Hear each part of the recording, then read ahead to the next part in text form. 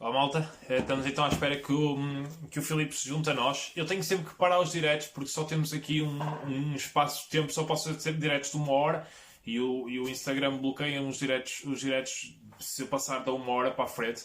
Portanto, eu já mandei aqui mensagem ao Filipe, estou à espera que ele me responda. Eu acho que ele há bocado estava a assistir. E certamente estará a preparar o background dele para a apresentação dele. E para vos explicar, obrigado, Bernardo. Obrigado, pá. Tenho mesmo pena que as horas tenham sido estas, opá, mas não dá de outra maneira. E eu quero aproveitar a vossa. Estou a conseguir gravar assim. Eu quero aproveitar ao máximo a vossa quarentena para vos partilhar o que é ciência. Obviamente quero fazer mais destas iniciativas, principalmente com a alta da aquariofilia, mas também com outras áreas. Digo já que no próximo dia 6 de abril vamos ter mais 10 palestras em direto, 10, 11 palestras em direto, com malta da herpetologia e dos anfíbios, malta muito fixe, um dos quais está aqui a assistir, o professor Ronis da Universidade do Brasil, que nos vai falar sobre as experiências dele de campo, inclusive com crocodilos selvagens no meio da Amazónia. Pá, vai ser incrível. Malta de cobras venenosas, investigadores com cobras venenosas que investigam venenos para criar fármacos. Pá, tudo isso vai acontecer na segunda-feira. Depois do dia 10 temos já outro dia marcado para mamíferos. Vamos ter cá uma investigadora, uma amiga minha de Moçambique, que trabalha com chimpanzés. Que é uma coisa incrível. Vamos ter outro que trabalha com preguiças na Amazónia e entre muitos outros. Pá, vai ser muito interessante. Portanto, pá, vão seguindo a página. Eu estou a acompanhar, eu estou a fazer aqui um bocado de conversa para ver se entretanto chega o Filipe. Dê-me só um minutinho que eu vou ligar para ele. Se quiserem preparar alguma pergunta, se quiserem fazer. Está aqui o Filipe já. Boa.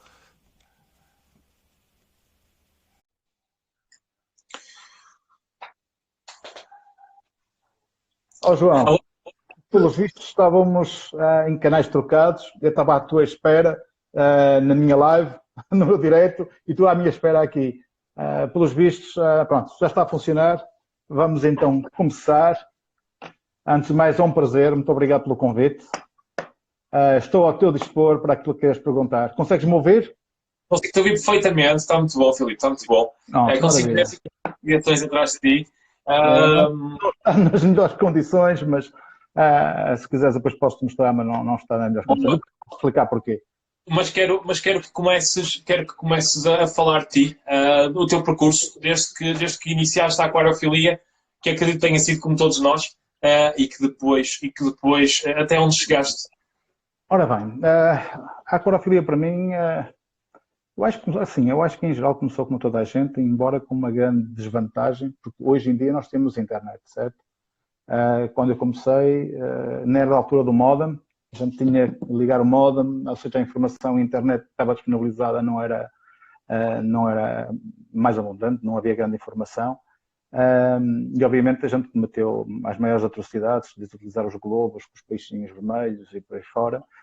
Isto foi mais ou menos em 98, se eu não estou enganado, 97, 98. Depois, na visita à casa de um amigo, encontrei lá um aquário com 2, 3 plantitas lá dentro e com os peixes. E então achei, pronto, que aquilo relaxava-me. Eu, na altura, trabalhava como weekend manager, como gestor ou analista de sistemas numa empresa ligada à parte da construção do metro do Porto.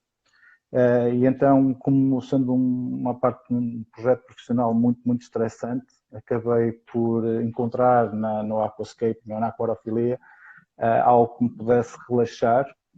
E então, digamos que em 98 tinha aquele bichinho dos aquários, mas nada relacionado com as plantas, era só manter os peixinhos.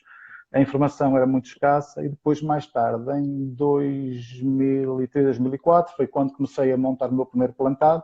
Isto muito porque houve um indivíduo na altura nos fóruns que disse que não estava bem, que aquilo era uma porcaria, e então eu, como uma pessoa muito confiante que sou e gosto de procurar informação, disto um bocado ligado à área e à profissão que eu tinha na altura, quis mostrar que era possível, quis mostrar como é que se fazia e então foi aí que começou a minha aventura no aquascaping. Digamos que 2003, 2002, 2003 comecei a montar os meus primeiros plantados.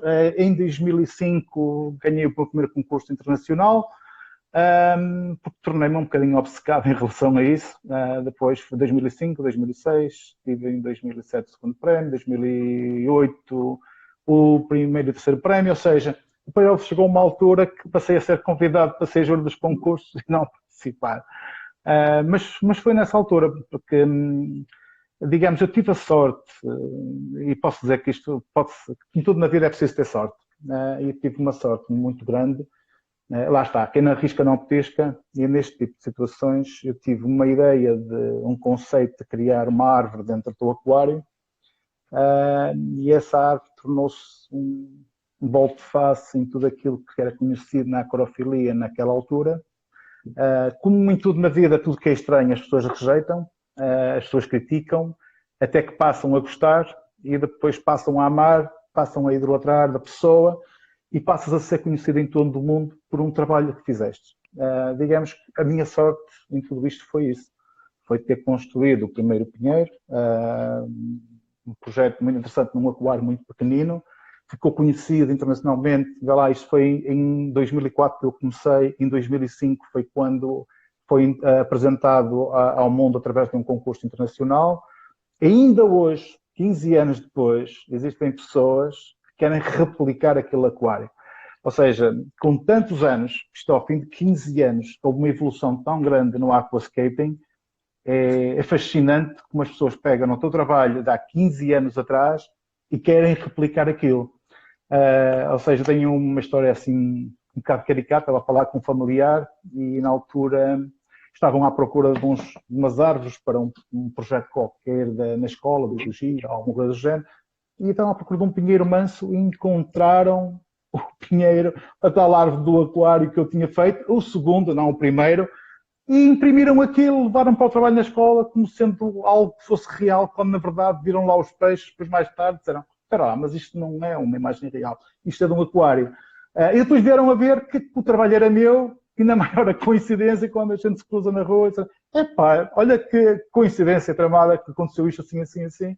Por isso, digamos que tive a sorte, João. Eu acho que em tudo na vida a sorte protege os audazes, uma pessoa não pode ter medo de fazer.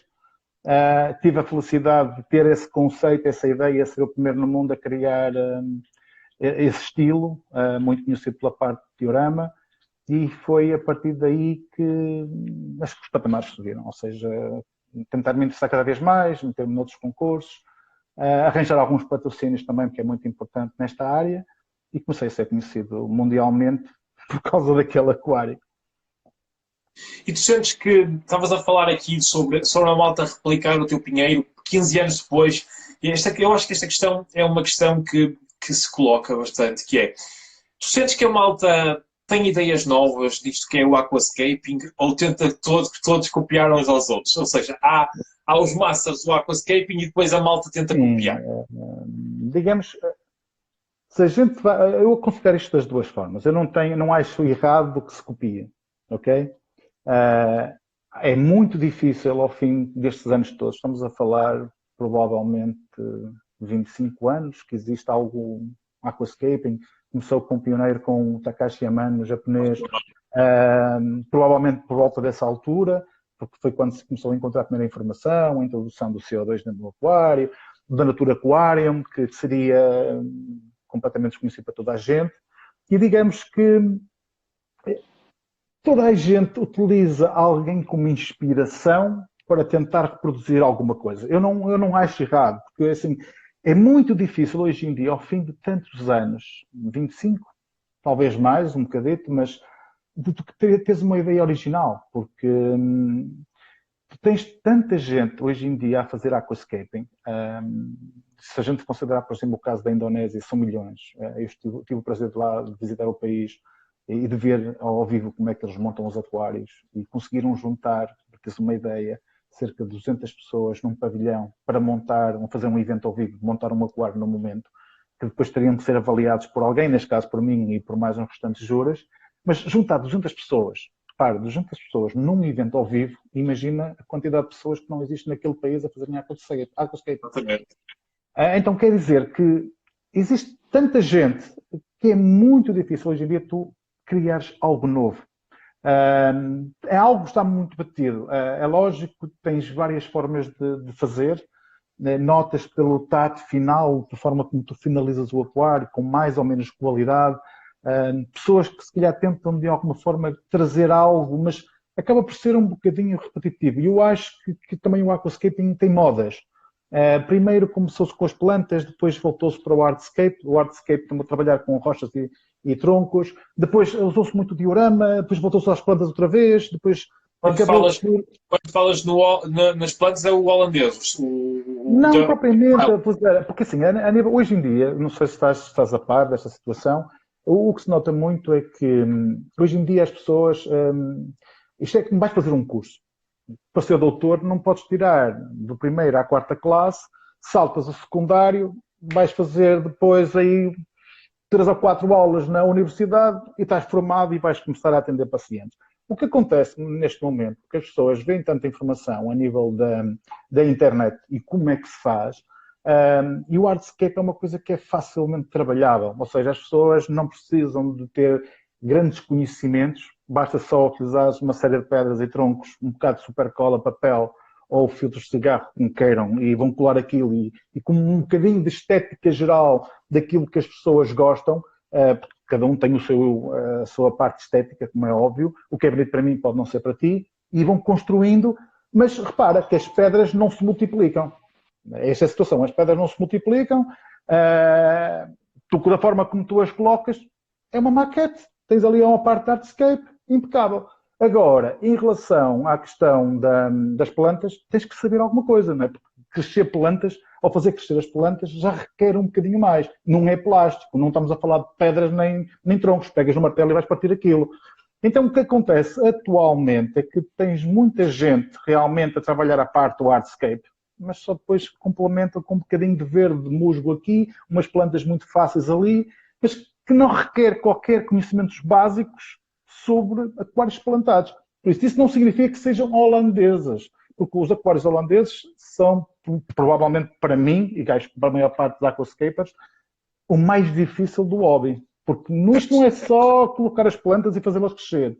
Há certos critérios, certos grupos, da forma como elas crescem, o critério do tamanho, as cores, as texturas, as formas como elas são colocadas, digamos, é o último passo do hobby e por isso é que se calhar está a cair um bocadinho em desuso. Ou seja, não se vê tanta gente a fazer a parte holandesa, ou quase ninguém. Porque a moda, lá está, voltamos pelas modas da parte de trabalhar o hardscape, depois da parte do hardscape há quem ponha só um bocadinho de plantas, ou seja, eu ainda estou naquela parte em que gosto de ver as plantas, prefiro trabalhar o hardscape, sim, porque o hardscape acho que também é muito importante, que é como a fundação de uma casa, mas tem que ter plantas. E a maior parte destes concursos internacionais são concursos que o nome me diz, a International Aquatic Plants Layout Contest. Tem a ver com aquários plantados, aquários de plantas. Não estamos a falar de hardscape. Ou seja, e nisso, digamos que para já tem sido uma vantagem para nós, quando digo para nós europeus e não para os asiáticos, porque os asiáticos, nesse aspecto, como têm acesso a mais recursos de hardscape, de material, porque vem toda a parte da China e da Ásia, eles conseguem bater-nos aos pontos, porque eles têm realmente criatividade, eles conseguem, têm acesso a recursos ilimitados e conseguem criar estruturas magníficas fora do aquário e depois põem como se fosse uma maquete dentro dos 4 vidros. Depois surge o problema, é que ainda fazer crescer as plantas, ainda não chegaram lá. E aqueles que realmente sabem, sobrecarregam de uma tal forma que acabam por esconder aquilo que tão bonito lá estava. Ou seja, tem que haver um equilíbrio, em tudo tem que haver um equilíbrio. E digamos que nós, aqui na Europa, estamos a tentar seguir um bocadinho também aquelas tendências asiáticas, porque acaba sempre por chegar à parte do hardscape e utilizar montes de hardscape, mas ainda assim utilizamos plantas. Nós temos bons aquascapers a nível da Europa, temos também muitos bons aquascapers em Portugal a utilizarem bastantes plantas, cores, contrastes. Eu acho que é isto, um bocadinho a mistura de várias culturas, porque nós como povo que viajamos tanto para a parte marítima que acabamos por como é que eu ia dizer, descobrir o Brasil, a Índia, por aí fora. E acabamos também, de certa forma, o português de ser versátil ao ponto de ir buscar o que é melhor num estilo brasileiro, do que é melhor num estilo asiático, do que aquilo que se pode aprender num estilo holandês, no par também do estilo japonês, que é o aspecto da natureza, criar toda esta estrutura e complementar. Digamos, nisso eu acho que nós temos uma grande vantagem. O português, a gente não dá valor ao que se faz em Portugal. Nós temos muito bons aquascapers em Portugal. Obviamente, não dizendo mal de todos os restantes, nós temos que puxar a brasa à nossa sardinha. Nós, de facto, temos muito boa malta aqui em Portugal a fazer bom aquascaping e, obviamente, na Europa também. Isto é considerado o dream job, o trabalho de sonho de toda a gente neste momento. Mas se a malta pensa que vai enriquecer a fazer aquascaping, é pá, cavalinho da chuva, porque não vai ganhar para pagar as contas da luz. E qual foi a tua maior experiência no mundo da aquascaping? Digamos que eu estive em vários projetos e estaria a ser hipócrita se não referisse ao Oceanário de Lisboa. Eu estive em vários, eu acho que todos os projetos têm o seu grau de importância, o seu grau de responsabilidade, porque há muitos deles são marcos na nossa carreira. Eu digo isto na nossa carreira porque eu faço isto profissional. Eu, para quem era analista de sistemas e trabalhava no Método do Porto, na parte da construção, assim que acabou a parte da construção e virou a concessão, eu fiquei em layoff. Não era preciso ter coronavírus, não era preciso ninguém estar doente, mas a construção civil bateu no fundo com uma grande recessão. E eu tive que me virar para a parte do aquascaping. Por isso, repara, uma pessoa neste tipo de áreas tem que ser versátil, tem que poder agarrar muitos projetos. Eu tive projetos muito interessantes, pessoas que acreditaram em mim. Obviamente, mais uma vez, estaria a ser hipócrita se não referisse que o Oceanário de Lisboa tinha sido um dos projetos mais interessantes, embora, não é da minha responsabilidade, eu apenas fui convidado pelo Oceanário de Lisboa para representar Portugal. Da mesma forma, se calhar, como tu me convidaste para estar a dar esta entrevista, eu estive no Oceanário de Lisboa a convite do Oceanário de Lisboa, não a convite do Takashi Amano, que gerou um monte de polémicas, um monte de problemas. Mas lá está, o povo português tem muitas virtudes, mas também chega a uma altura que eu sei que você é tão mesquinho e tão reles, pá, uma raça. Mas pronto, mas somos assim, somos os portugueses, não vale a pena estamos a falar sobre o assunto. E qual foi o teu, assim, o desafio mais desastroso? Tipo, uma coisa mesmo que te aconteceu foi tipo, epá, como é que isto foi acontecer? Sabes que eu faço aquascaping há mais de 20 anos, digamos, profissionalmente, se calhar 12. Uma pessoa tem que se precaver, em muitos casos. Eu tive uma situação, não fazia isto de uma forma profissional, mas quando eu comecei a dar os meus primeiros passos na parte da aquascaping, trabalhava com uma loja, não trabalhar com uma loja, mas eu tinha, digamos, a gente acaba por ter sempre uma afinidade, uma relação mais próxima com algumas lojas que nos querem apoiar e que acreditam em nós, e sempre que surge às vezes um projeto em casa de um cliente, eles contactam-nos para a gente lá ir. Para ir, e vamos lá, e vamos montar, e aquilo, para nós aquilo é uma adrenalina, aquilo é fantástico, porque é projetos que tu não tens acesso para fazer em casa, o espaço é sempre muito limitado, e quando tens alguma coisa acima de 2 metros, naquela altura, vamos arregaçar as mangas e vamos meter o trabalho. E foi realmente um trabalho que eu fiz em Ovar, isto 2008, 2009, tentar assim ser mais preciso. E digamos que foi um trabalho de um aquário grande, de um cliente final da loja. Eu agora também posso ver o nome, era na Tântia. Não existe mais, já fechou, era no Porto. E então eu estava a montei o aquário, tudo bem, tive todos os cuidados e mais alguns, porque uma pessoa ganha experiência com o tempo e as coisas acontecem e a gente também não vai montar aquários a casa dos clientes ou casa de particulares assim sem qualquer tipo de experiência, ou seja, há uma responsabilidade muito grande, então convém que uma pessoa tenha praticado bastante o suficiente antes de lá chegar. E então o que aconteceu? Eu na altura usava-se muito abraçadeiras de plástico para segurar a madeira, exatamente às pedras, para que depois a madeira não flutuasse. Digamos que eu passei 4, 5 horas a montar toda a estrutura, um aquário com 2 metros por 80 por 90, já era uma dificuldade enorme ter que plantar e meter a terra no fundo com um aquário muito alto, ainda por cima embutido. Depois de pôr toda a madeira, agarrar com as abraçadeiras, tudo direitinho, plantei o aquário todo, começa-se a chegar ao aquário e, entretanto, a madeira flutua. O que aconteceu? Uma das abraçadeiras, provavelmente aquilo não estava bem seguro, saiu da pedra, uma levantou, porque a madeira era extremamente grossa. Como geralmente eu tenho tendência a agarrar uma madeira umas às outras, por uma questão de segurança, já por norma corre bem, porque uma das outras das pontas vai sempre segurar o meio. Ali não teve para onde fugir. Provavelmente as pedras, porque a gente às vezes vai pelo volume, e nem certas pedras provavelmente têm o peso suficiente. E então a madeira flutuou, nada que não se resolvesse, obviamente. Em vez de acabar aquilo às 4 da tarde, tive até às 3 da manhã. Obviamente é preciso reparar as plantas todas, é preciso pôr tudo ao sítio, é preciso baixar a água. Estamos a falar em alguns casos, mais de 1400 litros de água. Ficar a tirar a água fora, a reparar tudo. Ainda por cima, quando usas areia, aquilo ficou tudo sujo.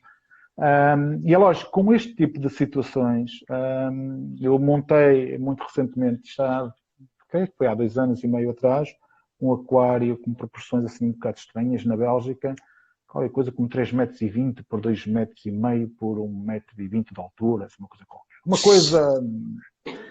Aquilo é tipo um mini oceanário dentro de uma casa, e então eu estava a utilizar peças de madeira com mais de 30 quilos, ou seja, coisas enormes. Eu estava a utilizar aquela espuma de poliuretano para segurar as rochas em baixo. Digamos que monta de rochas para ali de fora e, obviamente, quer dizer, uma pessoa não comete o mesmo erro 2 vezes, só comete se for estúpida. Então, obviamente, ao utilizar montes de rochas para dar volume na traseira, cobrir com terra, desta vez tive a percepção de que é preferível gastar, digamos, 3.000 litros de água do que ter o problema de ver aquilo tudo a flutuar. E uma coisa é certa, assim que chegou ao meio do aquário, uma das pontas soltou-se porque o poliuretano não estava completamente seco junto ao vidro. Tive que reforçar todas as áreas, mas também me serviu de exemplo, porque quando foi na altura do Oceanário de Lisboa, quando se acabou o trabalho e quando se veio encher de um certo patamar para cima, como se tinha usado muitas rochas vulcânicas e coberto com terra, as bolsas de ar fizeram com que as plantas se soltassem. Ou seja, houve um trabalho extra de reparação. Então, como utilizei mais ou menos um sistema semelhante, obviamente que tive esse cuidado extra de encher o aquário até ao nível para que as bolsas do ar se soltassem, para que as plantas não flutuassem e para ter a certeza que a madeira não ia flutuar. Embora, te posso dizer, João, que eu tinha ficado a dormir em casa do cliente, que acaba por também depois criou-se ali uma amizade muito antes do projeto, porque aquilo foi um projeto que correu há algum tempo, porque, digamos, não é uma coisa barata para se fazer, aquilo foi uma expansão da própria casa para se pôr um aquário com fundação, uma coisa megalómana.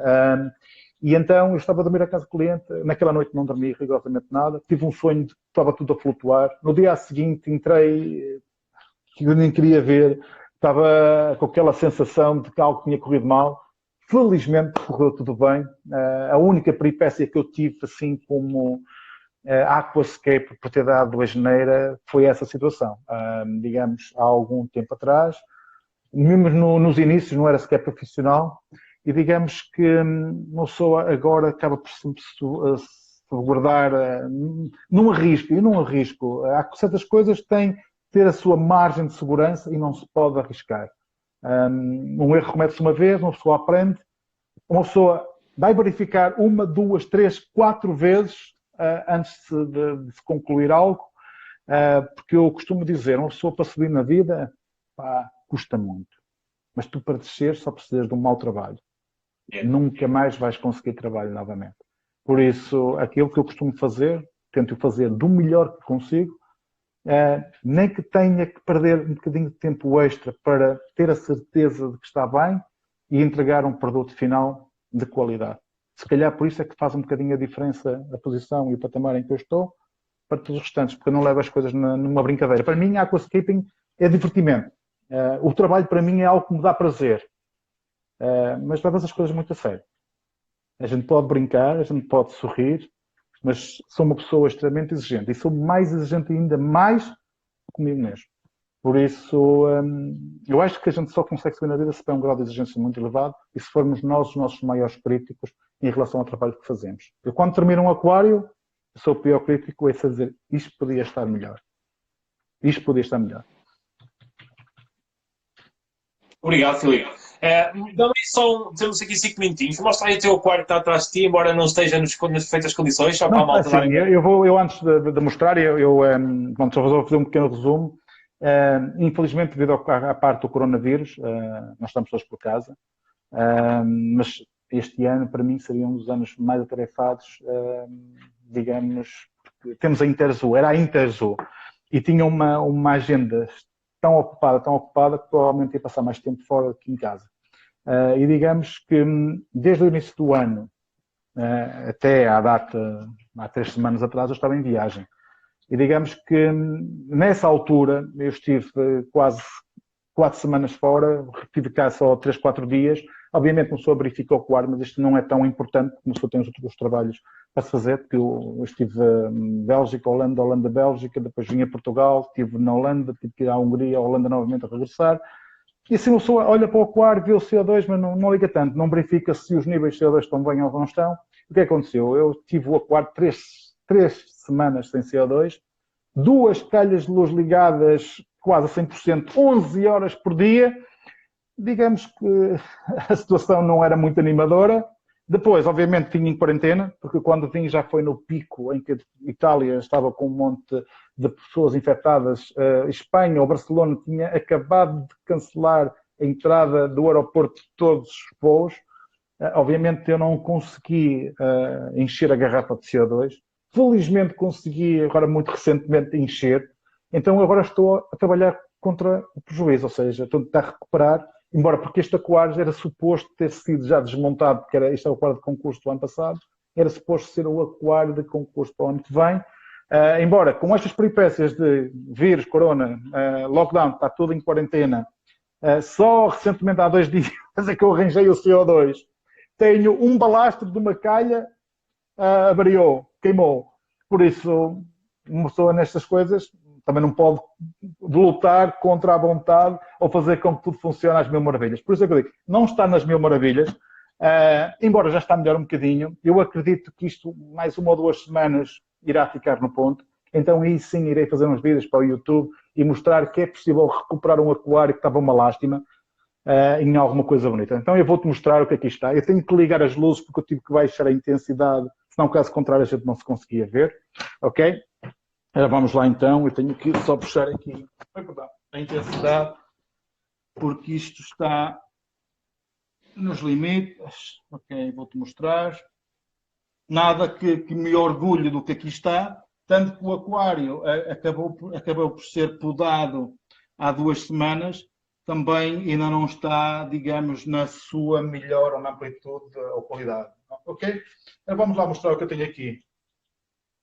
Pronto, isto, digamos, para quem conhece um bocadinho este aquário, pronto, ou a forma como funcionam as plantas, este aquário acabou por ser podado mais ou menos há 2 semanas. Tive que podar o aquário, obviamente para tentar limpar alguma das algas. A ideia seria mesmo destruir o aquário e começar algo de novo, porque estas plantas não existiam, então tirei do aquário da cozinha, que fiz o favor mesmo de destruir.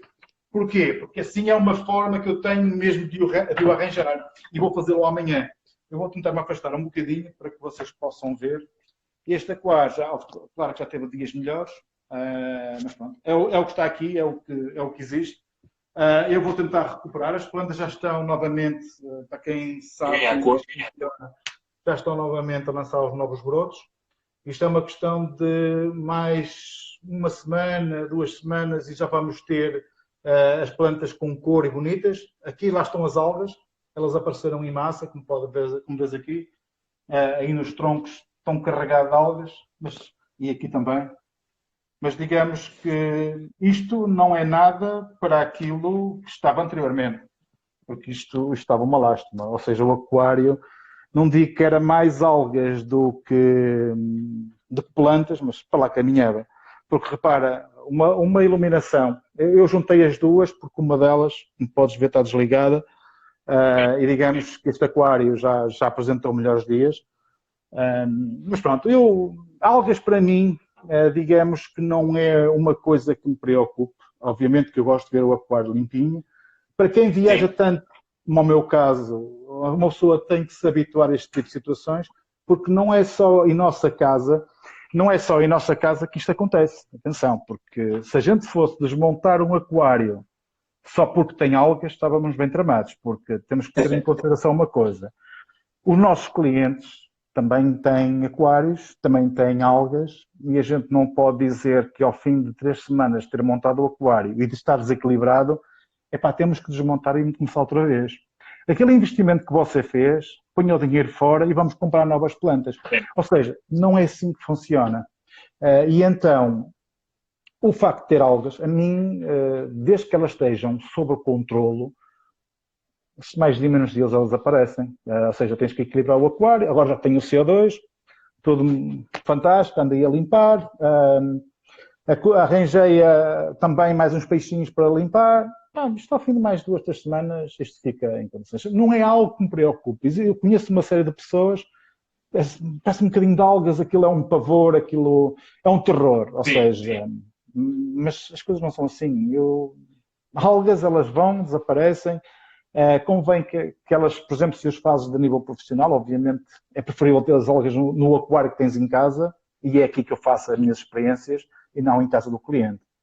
Por isso, eu muitas das vezes, por exemplo, ainda agora estive a falar com uma marca, pediram-me para testar, eu posso mostrar aqui. São de uns amigos franceses que têm uns produtos, lançaram uma gama de produtos, isto é da Prodívia, por exemplo. Eu estou a experimentar a gama de fertilizantes. É completamente diferente, por exemplo, daquilo que eu estou acostumado a fazer, ou o que eu utilizo. Mas, repara, nesta área nós encontramos uma diversidade tão grande de produtos que nós chegamos a uma altura nós temos que nos habituar um bocadinho àquilo que o cliente possa ter, porque é a única forma que nós temos de recomendar. Porque muitas das vezes a gente recomenda ao olho, é uma fotografia e pede as especificações da iluminação, tenta acertar os valores mais ou menos por CO2, tenta também acertar ali mais ou menos o fotoperíodo e depois começamos por aconselhar uma certa fertilização. Obviamente, às vezes vamos aconselhar por aquilo que a gente conhece, mas nem sempre o cliente acaba por ter acesso a esse tipo de produtos. E então, é aí que acontece que nós temos que tentar saber o que é que existe, o que é que eles podem encontrar e, a partir daí, recomendar mais ou menos para que as coisas funcionem. Acaba por ser, às vezes, um trabalho um bocadinho ingrato, porque se as coisas funcionarem, nós somos os heróis, nós somos os maiores. Se as coisas não funcionarem, assim, ninguém vai te criticar, ninguém te vai insultar. Já aconteceu, mas não interessa ninguém. Mas acabam sempre por dizer, vamos desmontar, desmotivam e acabam por desistir do hobby. Muita gente às vezes desmotiva porque tenta a primeira vez, a segunda, a terceira, não consegue e depois acaba por desistir do hobby. Muitas das vezes as pessoas, João, e é um conselho que eu dou para quem está a ouvir o direto, que é investe-se muito dinheiro na parte do material. Depois vai-se investir muito dinheiro na parte do artscape, porque as pessoas gostam das coisas muito bonitas. Só que depois esquecem-se do importante. Isto é um plantado. Se a gente não carregar com plantas ou utilizar uma quantidade de massa... olha, quem é que está ali? É o Tosé. Eu já me vou despachar, já vai 5 minutos depois da hora. E eu já vou terminar. E então, o que vai acontecer é que as pessoas depois vão colocar poucas plantas e ao colocarem poucas plantas vai criar as algas. E é esse o pânico. E depois as pessoas não sabem como resolver esse problema, porque lá está, voltamos àquele teor da conversa em que as pessoas não multiplicam as pedras, mas também não sabem crescer as plantas. Então, chega-se ali a um certo desequilíbrio, desanimam porque não têm resultados e abandonam o hobby. Por isso, investam um bocadinho também na parte das plantas. Não se esqueçam que isso também é muito importante, porque é aí que se cria o equilíbrio num plantado e, obviamente, os resultados depois aparecem. Já passámos a hora. Mais uma coisa que era, investam também no conhecimento prévio antes de fazerem o que quer que seja. Mas hoje em dia as pessoas já o fazem, sabes que aconselho. Eu acho que até é demais. Chega a um ponto que chateia, porque pedem opiniões de tanta gente, A, B, C, D, e depois acontece um único stress, que é baralham tudo. Porque em vez de seguir uma pessoa ou seguirem duas, eles tentam buscar a melhor informação porque gostam deste estilo daquela pessoa, gostam da parte técnica do outro, depois gostam porque aquela gaja, ou aquele indivíduo é muito bom na manutenção e depois esquecem um problema. É que os produtos que são combinados entre os vários, porque são vários estilos diferentes, aquilo geralmente vai ser exclusivo, aquilo não vai funcionar.